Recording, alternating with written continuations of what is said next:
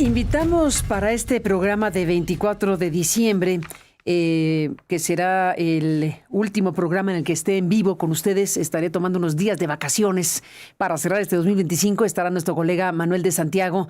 El día de mañana no hay programa. El día de mañana Grupo Radio Centro programa villancicos y música navideña, y es un lujo porque lo hacen año con año con gran talento. Y bueno, pues le adelanto que estaremos fuera los próximos días, pero en este 24 de diciembre hemos invitado para hablar, para conversar, para hacer balances, para ver qué ha pasado en este 2025 y qué se espera para el 26 y el conjunto de cosas que están definiendo el tiempo que nos toca vivir. Hemos invitado a Alfredo Figueroa, a quien le mando un saludo y un abrazo. Alfredo, buenos días y bienvenido. Carmen, buenos días, y por tu conducto saludos al auditorio, saludos a los colegas acá. Gracias por estar aquí y bueno, pues invitamos en este día miércoles a Denise Dresser. Doctora, buenos días y bienvenida. Hola, buenos días. Gracias por estar aquí y gracias a Edmundo Jacobo Molina, que está aquí para sumarse en esta mesa. Edmundo, bienvenido y buenos días. Muy buenos días, Carmen, Denise, Alfredo, qué gusto estar en esta mesa. Pues una gran mesa para un gran fin de 2025. Bueno, intentemos el balance y las cosas que podemos destacar de lo que ha ocurrido en estos meses. Alfredo, te lanzo el balón. ¿Qué me dices? Pues mira, reflexionando sobre esto, sobre construir un balance de algún modo de lo que ha ocurrido durante este año, quizá habría que poner en perspectiva algunas de las, de las situaciones y de las cosas que han ocurrido en este periodo. La primera, Carmen, que a mí me parece más relevante es que desde el punto de vista de la política, en México se ha seguido un guión prefigurado desde el año anterior, construido por el obradorismo, que en realidad ha venido a intentar deconstruir lo que fue el régimen de la transición a la democracia durante décadas, para ir consolidando algo nuevo, que no es propiamente un régimen democrático, sino en realidad la construcción de lo que se llamaría un autoritarismo populista en una suerte de sentidos. Quizá el elemento más importante que ha ocurrido durante este periodo es lo que conocimos como las elecciones en la reforma judicial en México. Aquí hay en el país la desaparición propiamente del intento de construcción de un poder judicial que, si bien, como todos sabemos, tenía un montón de carencias, un montón de dificultades, hoy ni siquiera como condición de posibilidad puede considerarse un poder en sí mismo, sino un apéndice del poder ejecutivo en México. La reforma judicial para mí es, el símbolo más acabado de la destrucción institucional en México, a partir de se ha dicho venganza. A mí me parece que particularmente se trata del control absoluto de un poder por parte de Morena, del oficialismo, del obradorismo, como le queramos llamar, digamos, a esta construcción cada día más amorfa de esto que se llama o se autodenomina la Cuarta Transformación. Creo que ahí tenemos el primero de los grandes eventos que se suceden durante este año, un evento que solo fue posible mediante el fraude a la Constitución, mediante el fraude a la representación popular, que, para decirlo con claridad, Morena ejerció a partir del resultado de las elecciones de 2024, como hemos dicho aquí, con la sobrerepresentación, con las amenazas, etc. Creo, y aquí empieza, digamos, una parte muy importante, que también podríamos singularizar otro conjunto de eventos, particularmente a partir de esa fecha, de la fecha de la reforma, de la elección judicial, porque creo que a partir de entonces se le ha sucedido al país una crisis tras otra, y al gobierno una crisis tras otra. En un verano que fue muy complicado desde muchos puntos de vista, la revelación probablemente de, la extorsión, el robo más grande que conozcamos a partir del huachicol fiscal, y un conjunto de eventos que se sucedieron, entre ellos quizá el que mayor conocimiento tiene la población, que es la muerte de Manso, el presidente municipal de Uruapan, que ha venido, en mi opinión, a generar una crisis de legitimidad, de credibilidad en las instituciones en México, en la presidencia de la República, de modo muy señalado, como los grandes eventos. Creo que a partir de la reforma judicial hemos venido viendo un proyecto político lleno de contradicciones, lleno de grupos que se conforman entre sí, una presidenta de la República que no termina de ser la líder de ese movimiento y tampoco termina plenamente de ejercer sus funciones como presidenta de México. Yo, ahí pongo el balón de saque, Carmen, de entrada. Venga. Con relación a lo que hemos vivido y visto este año, pudiendo profundizar en distintas cosas, pero ciertamente, y con eso concluyo, para mí hay una destrucción institucional de un régimen y todavía estaríamos por ver el corolario de esa destrucción con una reforma electoral de la que ignoramos todo, pero de la que podemos avisorar intenciones que no tienen que ver con la construcción democrática, porque los precedentes de reformas del obradorismo han sido exactamente en el sentido contrario a esa parte. Denise, ¿qué dices tú en este fin de 2025? Sí, coincido con Alfredo. Creo que hemos presenciado en este año el fin de lo que llamamos la transición a la democracia electoral, inaugurado ese proceso en los 90s y que comenzó a ser desmantelado, eviscerado, destruido a partir del gobierno de López Obrador del 2018 al 2024, con una serie de reformas que buscaban terminar con ese régimen, precisamente porque el López Obradorismo lo consideraba antitético a el movimiento que ha instalado en el poder.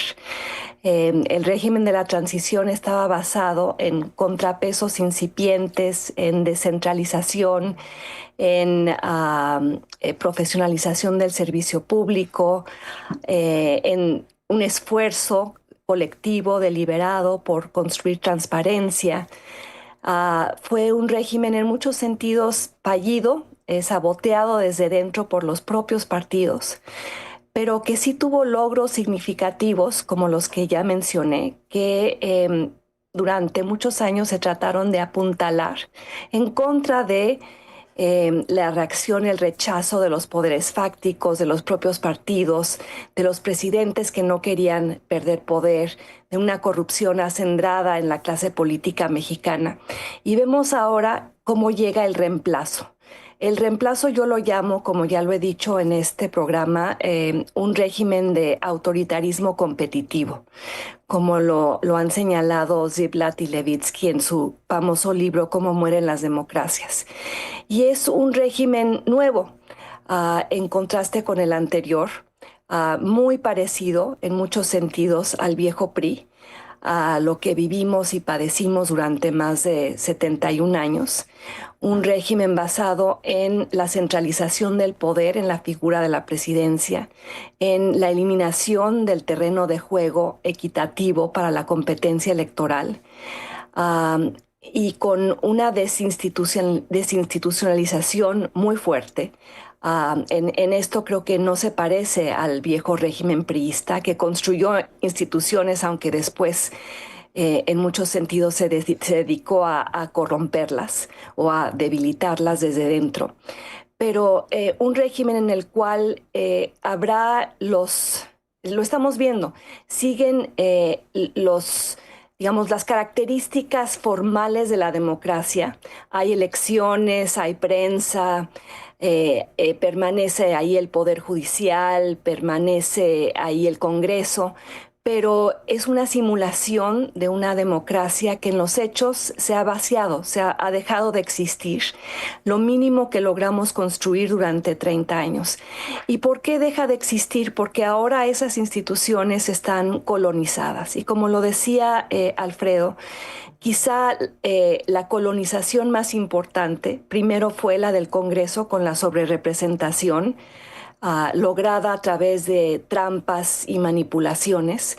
Después la colonización de Morena del Poder Judicial vía la Operación Acordeón y la reforma judicial. Y se cerrará la pinza con la reforma electoral que viene, que no sabemos su contenido, pero podemos ver, en función de la trayectoria y de las decisiones de los últimos 6 años de Morena, un esfuerzo muy deliberado por permanecer en el poder y eliminar todo aquello que pueda cuestionar ese poder. La embestida contra los medios, la embestida contra la autoridad electoral independiente, que ahora en los hechos ha dejado de serlo. La eliminación de contiendas limpias, equitativas, confiables, que también han dejado de serlo, y que probablemente con las propuestas que se están contemplando ahora para el nuevo INE, que incluye la probable elección de consejeros por el voto popular, entonces terminará de consolidarse este control morenista sobre toda la institucionalidad. Habrá quienes digan que hay que celebrar esta recentralización porque la etapa de la transición no produjo los efectos deseados. Y en cierto sentido tendrán razón los críticos por aquello que no se logró, que íbamos en dirección correcta, pero que diversos actores se dedicaron a minar y a sabotear ese destino democrático al final del día. Pero volver a recentralizar con un Estado disfuncional, un Estado amputado, un Estado pauperizado por la austeridad republicana del López Obradorismo, con un servicio civil basado en la lealtad a Morena y no en la profesionalización. ¿A qué está llevando? A que el gobierno enfrente crisis de gobernabilidad y de violencia cada vez más grandes. Se usa el argumento de la centralización para combatir la criminalidad y la violencia, pero la centralización está llevando a un grado de control político autoritario que además no tiene la capacidad operativa ni institucional para enfrentar los grandes problemas que van brotando día tras día, problemas de corrupción seria dentro de Morena, problemas de violencia en los estados, problemas económicos muy severos, y creo que ese es el reto más importante para la 4T en adelante, la falta de sustentabilidad financiera, económica, viabilidad económica de este modelo, que no logra crecer porque no tiene los elementos contemplados suficientes para atraer inversión, generar credibilidad, generar confianza, mantenernos dentro del TEMEC en una relación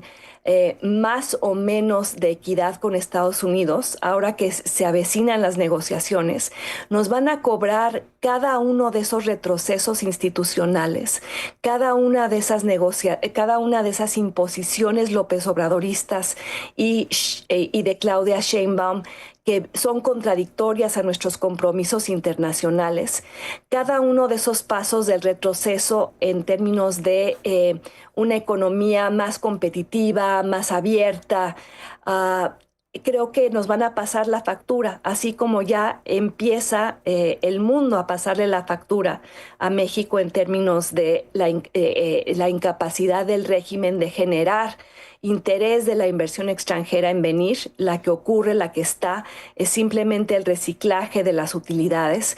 Estamos presenciando un escenario muy complejo de construcción del autoritarismo competitivo y al mismo tiempo de descontrol de toda una serie de temas en seguridad, en violencia, en gobernabilidad y en temas económicos que contradicen el espíritu triunfalista de lo que está ocurriendo en la política, que ha sido imparable y que tiene que convivir con un escenario de ingobernabilidad creciente por parte de un movimiento que no tiene la capacidad de gobernar al país en función precisamente por esta contradicción interna de ir colonizando y eviscerando instituciones necesarias para gobernar un país exitosamente, Carmen. Ni más ni menos. Edmundo, ¿cómo ves este cierre del 25 con tantos asuntos que se pueden comentar? Pues muchísimos. El Sí. lunes pasado lo Hiciste. comentábamos un poco en este espacio, Carmen. Si le diéramos un título a este año, yo diría es la materialización de la reconfiguración del Estado mexicano. Frente a eso estamos por el tipo de reformas que se están no solamente materializando ya, sino ejecutando. Y hay dos precedentes muy importantes que marcan el año. Primero, sin duda, el regreso de Donald Trump a la presidencia de la República en Estados Unidos, a Estados Unidos. Eso marca lo que es un ritmo y una nueva incidencia en el propio gobierno en México, pero sobre todo volviendo a nuestro contexto nacional, las reformas que se materializaron de septiembre a noviembre del año pasado, que es el legado de López Obrador, el famoso Plan C, reconfigura de una manera muy importante al Estado mexicano. Alfredo ya lo mencionaba hace un momento,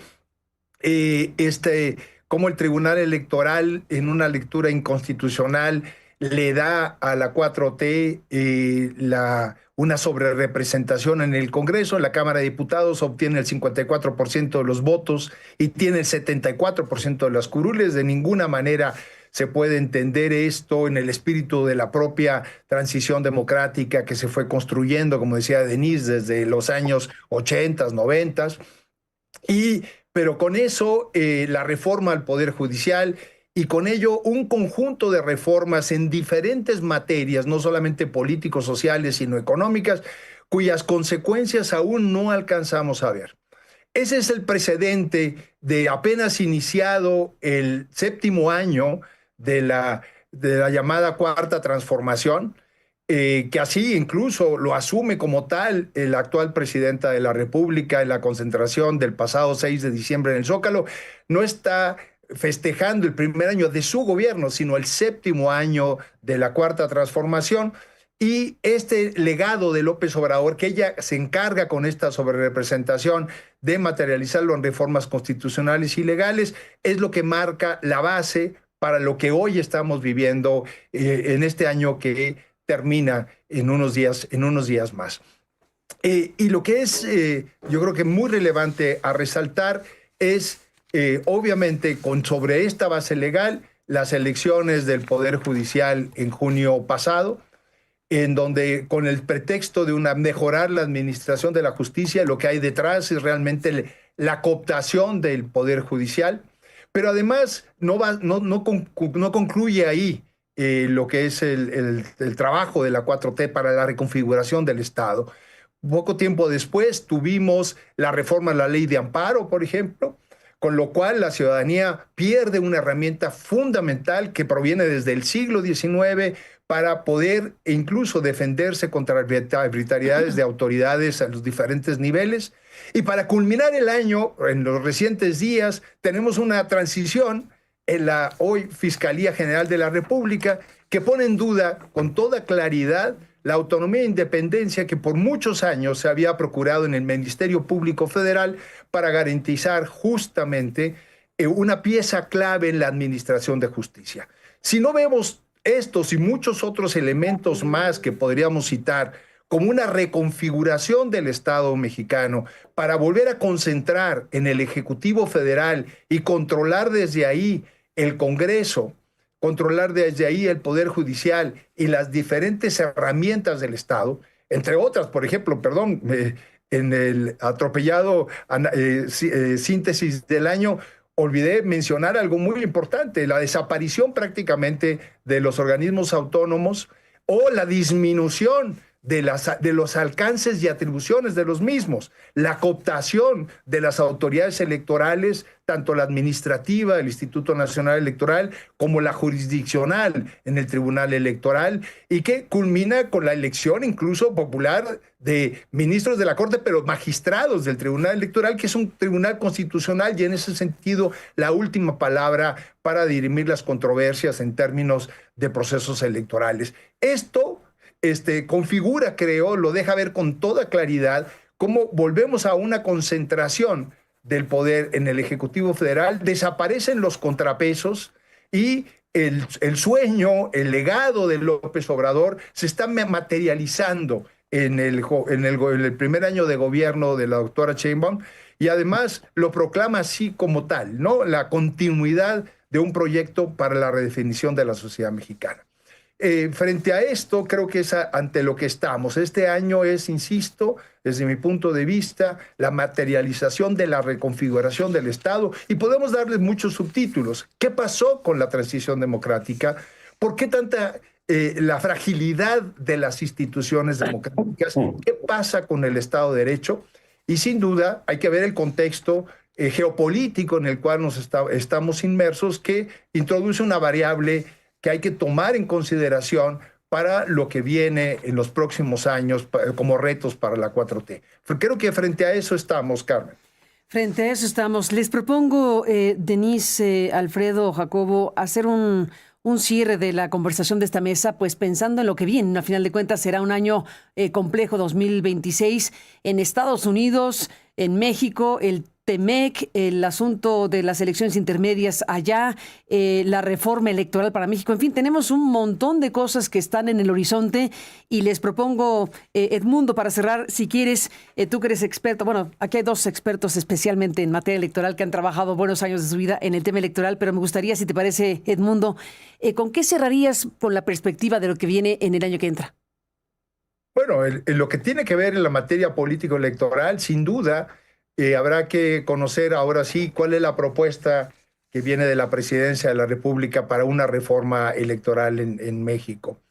Que yo creo, por los antecedentes, ya que no conocemos literalmente una propuesta, pero sí conocemos que quien preside la Comisión Presidencial, Pablo Gómez, fue uno de los principales redactores del famoso Plan A de López Obrador al respecto. Y no creo que en estos meses de aquel gobierno a Pablo Gómez cambie mucho su perspectiva. Ni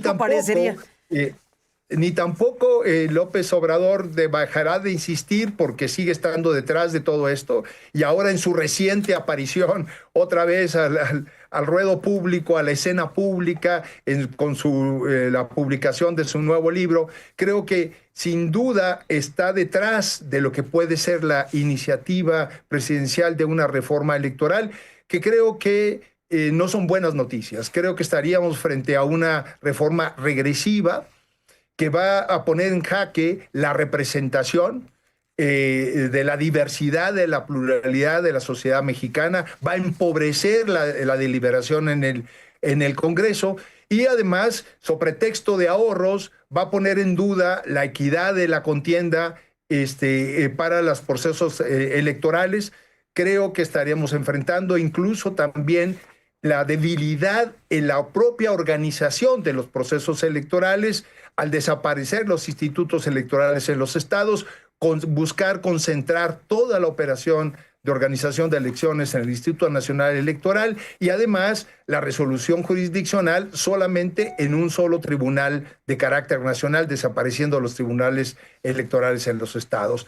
Creo que entre estos y otros elementos podríamos esperar una propuesta de una reforma regresiva que, como siguiendo el librito de texto, Denise lo decía al rememorar cómo mueren las democracias, sí, los regímenes autoritarios, una de las primeras cosas que buscan es cooptar a los órganos electorales para garantizarse, en caso de que la voluntad popular no les sea favorable, garantizarse artificialmente el resultado de unas elecciones. Como lo vemos ahora en Venezuela, en Nicaragua, la intentona en Honduras, etc., y podríamos citar muchísimos otros ejemplos.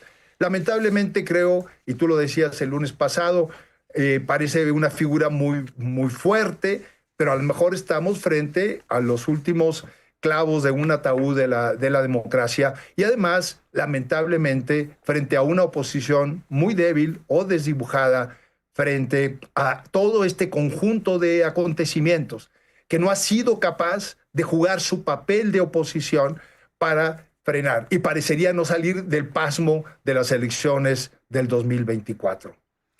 Ni más ni menos, pues así están las cosas. Denise, ¿cómo cerrarías mirando hacia el año que entra? Creo que vamos a ver a un partido Morena y a una presidenta avanzando sin obstáculos en la agenda de concentración de poder y de construcción de un nuevo sistema de partido dominante, hegemónico, y celebrarán eso, porque la oposición en este momento no logra reconstruirse lo suficiente como para impedir esta aplanadora que va avanzando en toda la institucionalidad en este objetivo de consolidación y recentralización. Pero al mismo tiempo veo un año muy complicado para ese nuevo partido gobierno en términos económicos y en la relación con Estados Unidos. En términos económicos, no hay nada que la 4T pueda celebrar. Ha habido un crecimiento paupérrimo, incluso inferior al de los años de la famosa larga noche neoliberal. No ha habido la capacidad de generar confianza y certidumbre en el modelo económico que están planteando. Vemos a un Pemex quebrado en los hechos, que no va a poder seguir produciendo lo poco que produce si no se le sigue canalizando dinero público, que es como si se quemara en el Zócalo. Vemos a una CFE que no logra encarar los serios retos de energía que la economía mexicana necesita en estos momentos. El tema del agua también muy serio, muy grave para poder crecer.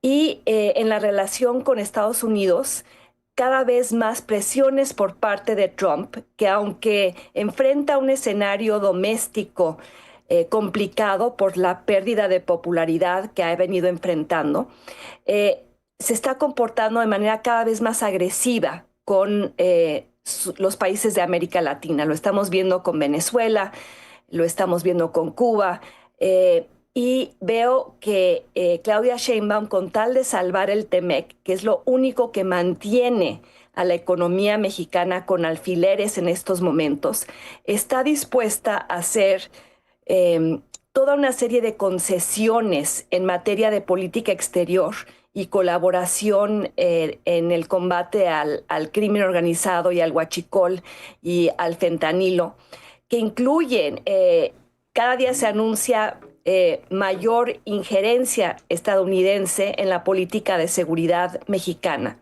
Que si drones, que si los Navy SEALs operando en México, coordinación en trabajos de inteligencia. Hay quienes celebrarán eso, pero por otro lado, no se puede presumir el discurso de la soberanía, que no somos colonia, que nadie nos trata mal, que somos un país absolutamente fuerte, independiente, cuando el gobierno cede en cada uno de los ámbitos que Donald Trump le exige.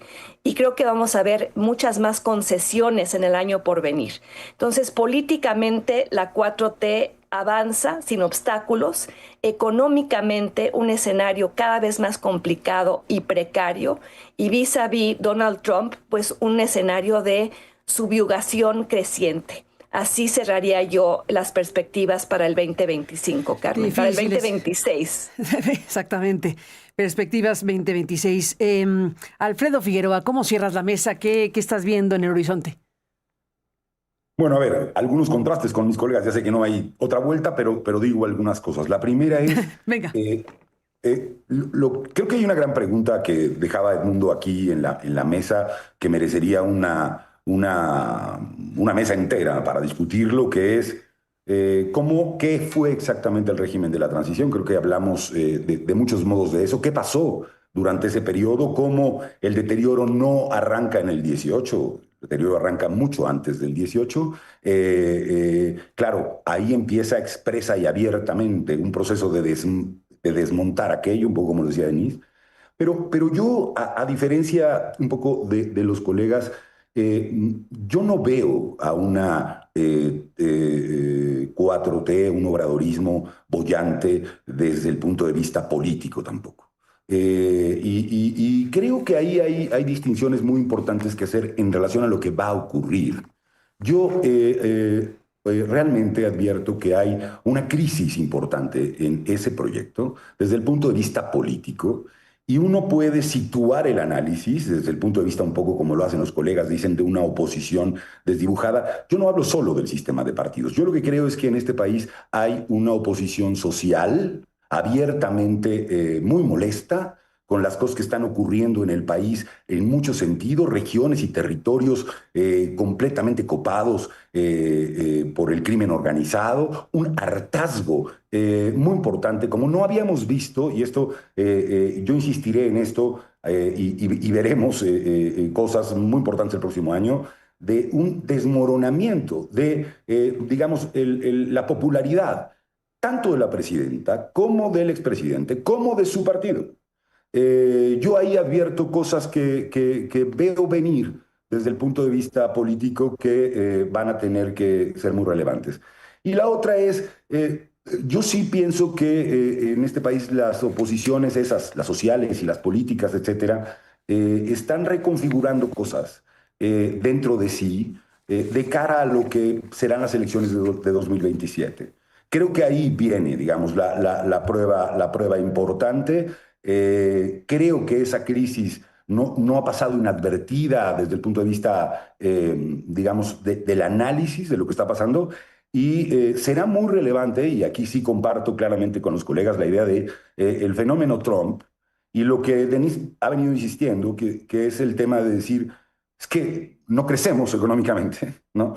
Y frente a las incapacidades de ofrecer, digamos, económicamente un mejor destino de país como tal, lo único que queda, y esto es muy preocupante, es un ajuste de cuentas desde el punto de vista de tratar de copar de tal modo el proceso electoral siguiente que haya impedimentos directos, valladares, que impidan que se cuenten los votos en la elección del 27 como la última opción para permanecer en el poder. Porque el gran proyecto de la 4T es permanecer en el poder al costo que sea necesario. Ese es, me parece, el enorme dilema que vamos a vivir en el 26, y sí avisoro que si la vuelta de tuerca que se da en la reforma electoral en los primeros meses del año es para la desaparición de la posibilidad de que se cuenten los votos en este país, va a haber una crisis política muy grave, creo yo, en México, de manera muy relevante. Y creo que hay una crisis ya en relación a eso al interior de la propia 4T.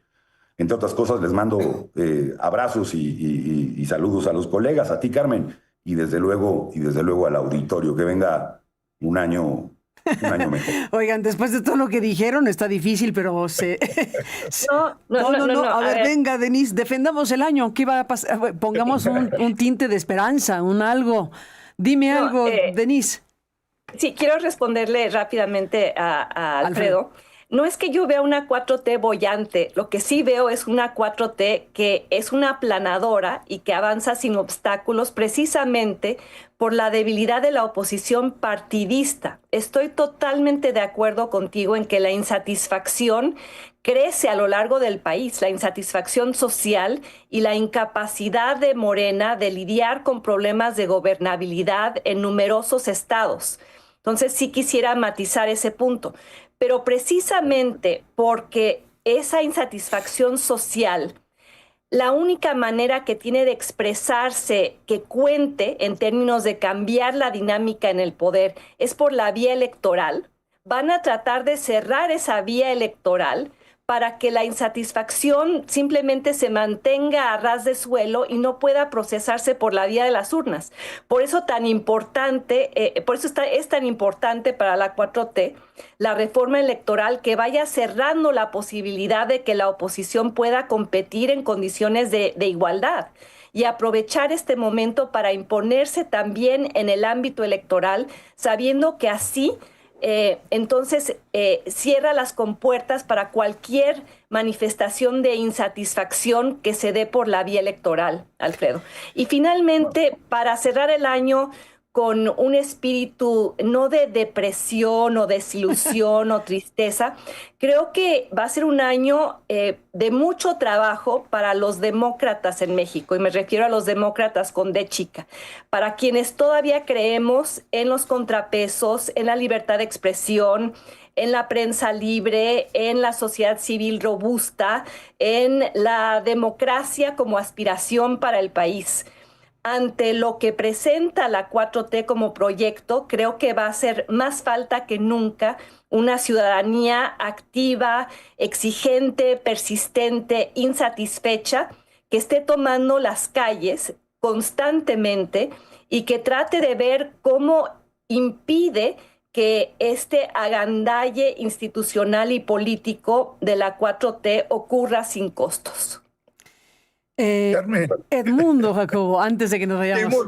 Muy rápido. A ver, levanta la mano, dices. Y qué bueno que Alfredo pone este acento. Yo tampoco quisiera que nos fuéramos con que no hay nada que hacer, mejor cada quien a su casa. No, a ver, venga. Eso.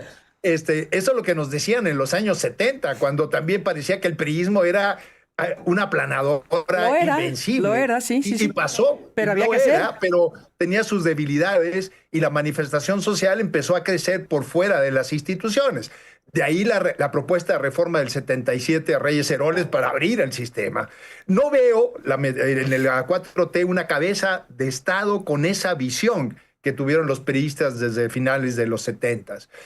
Pero veo sí una sociedad que se manifestó el 15 de noviembre, que tomó calles, carreteras, aduanas, y que incluso sentó a la propia 4T a negociaciones sobre temas del agua, temas de propiedades y demás.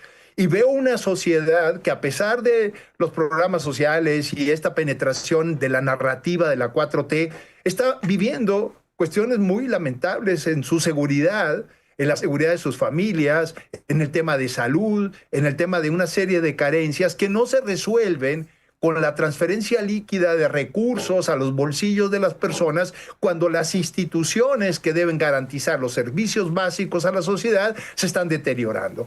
Creo que frente a eso nos enfrentamos. Ahora bien, el otro problema es el sistema de partidos y cómo resolver que esta inconformidad social tenga un cauce institucional para poder hacer un cambio como fue lo de la transición democrática, independientemente, Alfredo, que tenemos que discutirlo muy bien, fue una institucionalidad muy frágil que se ha desmontado muy rápidamente ante esto. Y por eso, y Denise da una pieza clave, la importancia de la reforma electoral para terminar de cooptar la administración de las elecciones y todo lo que tiene que ver con la calificación de las mismas.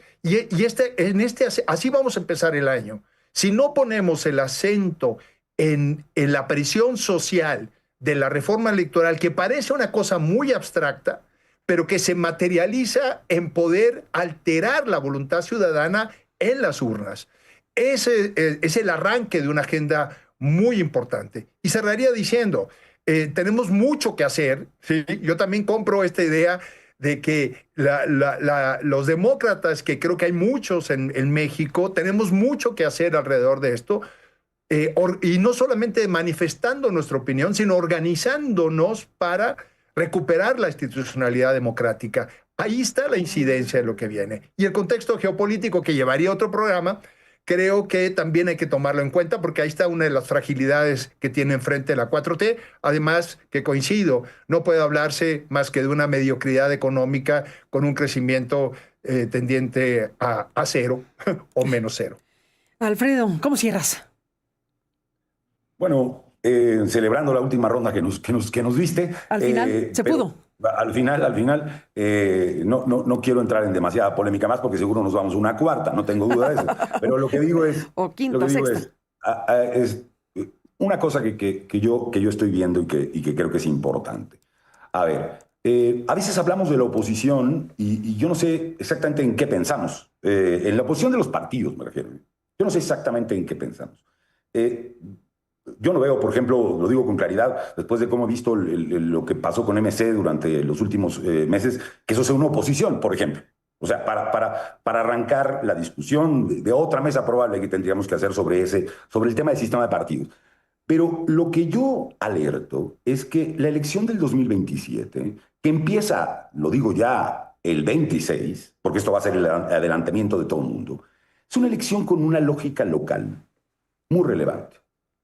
Entonces, va a importar hacer zoom a lo que está pasando en distintas entidades del país, porque ahí hay proyectos y molestias y nuevos liderazgos emergentes que a veces desde la capital no estamos acabando de mirar con suficiencia. Y ahí se gestan procesos sociales y políticos compartidos jugando en esa lógica y que pueden poner en jaque, digamos, cosas muy relevantes. Y por eso hacía un poco el acento, porque yo sí veo una crisis muy importante de los gobernadores de Morena, del partido y su emblema, ese poderoso, esa aplanadora. Sí veo una crisis importante ahí y tan la veo, que por eso están pensando, creo que desde la judicial, creo que desde ahí, están pensando si ha llegado el momento de cerrar las urnas como mecanismo de cambio del poder. Y están en esa crisis. Y ese es su dilema. Y me sigo, llámenme inocente si quieren, pero me sigo preguntando si se van a atrever a pasar de una lógica en donde hay una apariencia legal de elecciones formales a Nicaragua, a Venezuela, y si México está en condiciones de aceptar eso. Yo creo que los intelectuales o no intelectuales, como diría Edmundo, que tiene la 4T hoy, estos voceros apologistas del centralismo que veo también circulando por la prensa y que seguramente hablarán al oído de algunos de los que toman las decisiones, o no lo sé, tendrán que pensarse muy bien si esa vuelta lo que hace es desmoronar de manera definitiva el proyecto que tenían y tienen de quedarse en el poder por mucho más tiempo. Ahí creo que hay algo sobre lo que polemizar, sobre lo que pensar, y bueno, seguro que Carmen nos dará oportunidad otra vez de seguir pensando y diciendo estas cosas, colegas. Al contrario, la oportunidad es nuestra de estar con ustedes. Y bueno, pues un abrazo, Denise, un abrazo, Edmundo, un abrazo, Alfredo, a los tres. Feliz Nochebuena, feliz Navidad y lo mejor para el próximo año. Abrazos y pues nuestros mejores deseos para ustedes y sus familias. Gracias por estar aquí. Un fuerte abrazo a todos. Un fuerte abrazo. Carmen. Gracias, Abrazo. Denise. Felices fiestas, gracias. Felices fiestas a todos. Volvemos con más.